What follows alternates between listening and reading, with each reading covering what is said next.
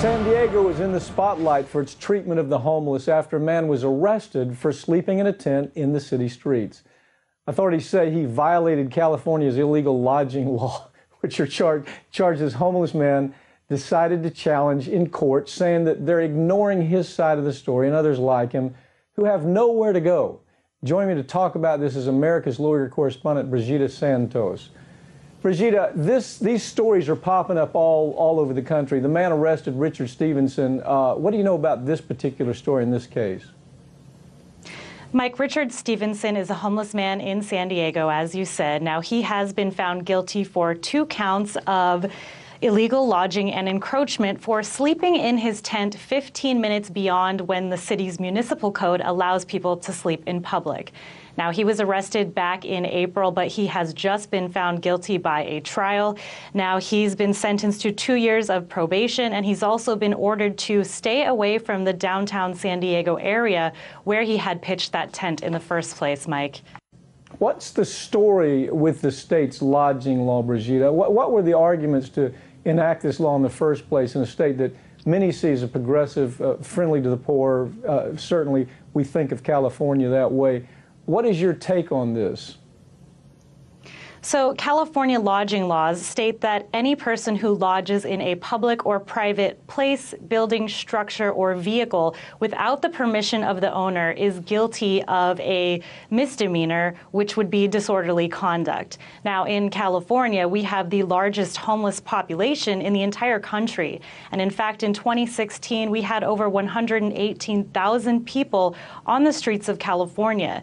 These illegal lodging laws are really tackling the visibility problem. In California, we have not managed to shelter our homeless like many states on the East Coast that have managed to find shelters. So you have people like Richard Stevenson who have absolutely nowhere to go, and you have these laws which are really trying to make it so the public doesn't have to see them. They're completely out of sight. They're being forced to leave areas, sidewalks, public spaces, neighborhoods, in order to just make it look like the problem doesn't exist. But in California, we're consistently looking at the symptom of homelessness and trying to tackle that rather than trying to tackle the causes. Things like finding more affordable housing. We're in the middle of a housing crisis here, so that's one reason why people are becoming more homeless. We're also not tackling mental health care, addiction, domestic abuse, and even climate change, which has now caused many fires that are forcing more people onto the streets, Mike. Brigida, the argument is that homeless people don't need tents, they don't need tarps, they don't need any kind of makeshift shelters for that matter. Does that argument have any ground? I mean, if we take a look at we take a look at states around this country, we're seeing this happen more and more. You're seeing some constitutional tests to it. There is a way that you can deal with this problem in a way that certainly is more compassionate, and it simply comes down to taxpayers saying, okay, this is right out in front of us. We see it. This is real. We've got to have an alternative plan. We can't just arrest people because they don't have a place to sleep. Does this argument that, gee whiz, this was totally unnecessary and this man could have found somewhere else to sleep because we have alternatives all available all over California, what's your take on that?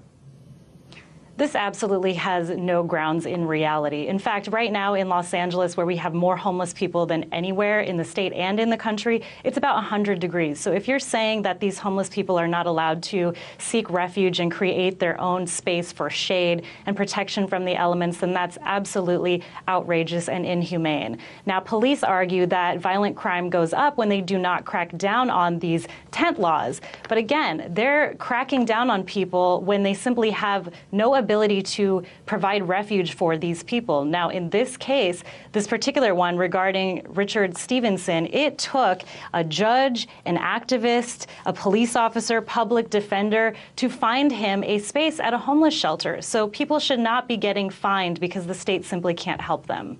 Well, my take is on it, oddly enough, is you're in the Ninth Circuit there in California. It's a very progressive appellate circuit. But the argument here does come down to what they call, well, it's what we call police powers, health, safety, and welfare. The state makes the argument that, gee whiz, we're not doing this to be mean. We're doing it because it's a health issue. It's a safety issue. And so we have to do something, and this is the best we can do to clean up the streets, is to criminalize the poor and sweep all this under a rug as evidence of homelessness in San Diego continues to grow, it's seen by any group, if you take a look at it, we really know what this is about. But the argument sounds seductive. The argument is, gee whiz, a constitutional argument is that we have a very wide expanse of police powers. Health, safety, and welfare, we can do fairly extreme things because we're looking at the general population. We're having to weigh this individual's rights over the rights of everybody. That's typically the way these things are argued on a constitutional level. What's the state's Civil Rights Department have to say about this, Brigida?